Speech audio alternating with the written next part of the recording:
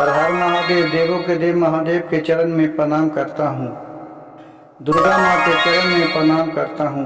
सरस्वती माँ के चरण में प्रणाम करता हूँ। गणेश भगवान के चरण में प्रणाम करता हूँ।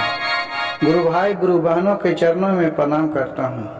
अपने माता पिता के चरणों में प्रणाम करता हूँ। गुरु भाई गुरु बहन, कहानी को ध्यान पूर्वक सुनिएगा और कहानी को अंत तक सुनिएगा। आधा कहानी सुनने से शिव गुरु का अपमान होता है और पूरा कहानी सुनने से ज्ञान होता है। एक बार शंकर जी और पार्वती जी सावन के महीना से जंगल में घूमने के लिए आए हुए थे। तो शंकर जी आराम से एक पेड़ के नीचे सोए हुए थे। उसी के पास एक देख रहे हैं कि अब पार्वती जी बैठे हुए थे। तो पार्वती जी देख रहे हैं कि एक मोर और मोरनी बहुत रो रही है। पार्वती जी वहां गए तो बोले कि तुम क्यों रो रही हो? पर मोर और मोरनी ने बोले, माता देखिए ना, हम लोग के सामने ये दो राजा था, वो पत्थर के बन गया। अब हमें इनको पर बहुत दया आ रहा है। इनका क्या कारण है कि ये पत्थर के बन गए प्रभु? पार्वती ने बोले, ठीक है, मैं इसका आपको कल बता देता हूँ। और मोर मोरनी बोले कि कम से कम इनको राजा के रूप में तो ला दीजिए, ताकि हम लोग का ये राजा हैं, हम लोग इन्हीं का राज में रहते हैं और ये बेचारे घूमने के लिए आए और पत्थर के हुए हैं। इस रहस्य को जानने के लिए फिर शंकर जी उठे तो पार्वती जी बोले, हे महादेव, उस जगह दो पत्थर है, वो राजा और रानी का हो गया। उस जगह मोर बैठ के रो रहा है। कृपया उसके बारे में आप हमको समझाए और उसको कम से कम फिर मनुष्य तन में कर दीजिए। कहे कि ठीक है, लेकिन मैं मनुष्य तन में नहीं करूंगा, क्योंकि वो बहुत पाप के भागीदारी है। पार्वती जी बोले, क्या पाप का भागीदारी है महादेव? बोले कि वो राजा बहुत दुष्ट था, जिसके के कारण वो पत्थर का हो गया। पार्वती जी बोले, कौन सा दुष्ट किए हैं? ऐसा कोई भी गलती नहीं है कि जिसका क्षमा नहीं हो सकता है। ऐसा कोई सा बनावट नहीं है कि जिसका देख के लोग बना नहीं सकता है। भोलेनाथ कृपया इसके बारे में समझाएं। भोलेनाथ बोले कि देखो, ये रात इतना अत्याचारी था, इतना इसके पास शौक मौज था कि ये सारी विद्या को जानते थे। ये सभी रात में जब होते थे तो जब भी इसका मन किसी पर हो जाता था, कोई भी चीज अच्छा रहे, पक्षी हो, पंछी हो, जीव हो, जंतु हो, उसी का ये रूप धारण करके और उसके साथ जाके और ये संभोग कर लेते थे और फिर ये अपने रूप में वापस चले आते थे। अब जब उसका गर्भ रहता था तब वो छटपटाने लगते थे, तो इसको देख के ये बहुत हंसते था। राजा हंसता था और बोलता था, ये नाजायज औलाद पैदा लिया है। एक दिन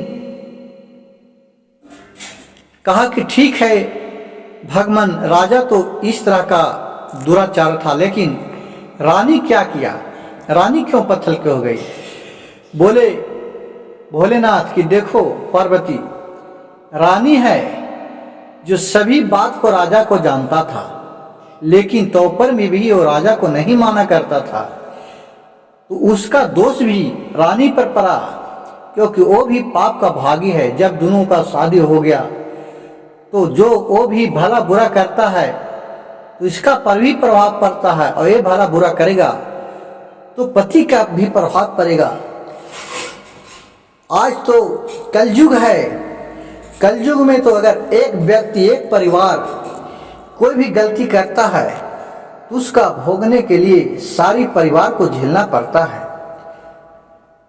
कहा कि ठीक है, तो कौन सा गलती किया है, अब इसका कम से कम क्षमा कर दीजिए। इसके पास बैठ के एक मोर मोरनी बहुत रो रही है, कम से कम दया बरसाइए भोलेनाथ। बहुत आरजू मिनती करने पर भोलेनाथ के फिर मोर मोरनी के बाद कहे मोर मोरनी बहुत, फिर आके अर्जुन मिनती भोलेनाथ से बोले और कह लगे भोलेनाथ जब भी सामन आएगा, घटास आएगा, प्रभु आपको जटा में गंगा है, जब ये विराजमान नजर आएंगे हम लोग की गंगा आने वाले हैं, तो मैं आप लोग के पास बहुत नाचूंगा, हम लोग खुशी मनाता हूँ। भोलेनाथ कृपया सावन का महीना है, कृपया इन्हें पत्थर को जीवित कर दीजिए। ठीक बोले भोलेनाथ की ठीक है, मैं इसमें जान ला देता हूँ, लेकिन जो भी इसके पास बुद्धि है पहले वाला, उस सारी बुद्धि भ्रष्ट हो जाएगा, क्योंकि इसको कुछ याद ही नहीं रहेगा। ये नया तरह से सीरियन हो जाएगा।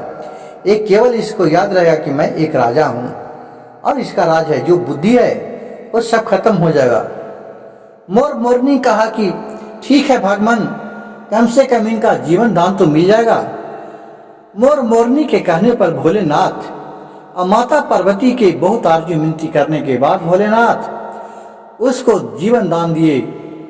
कहे कि ठीक है मोर मोरनी जाओ, ये तुम बेलपत्र के पता तोड़ के ले लाओ और तुम इसके सर पर चढ़ाना भोलेनाथ के ध्यान लगाकर, मेरे ध्यान लगाकर ये दोनों अपने असली रूप में आ जाएंगे। बोले ठीक है,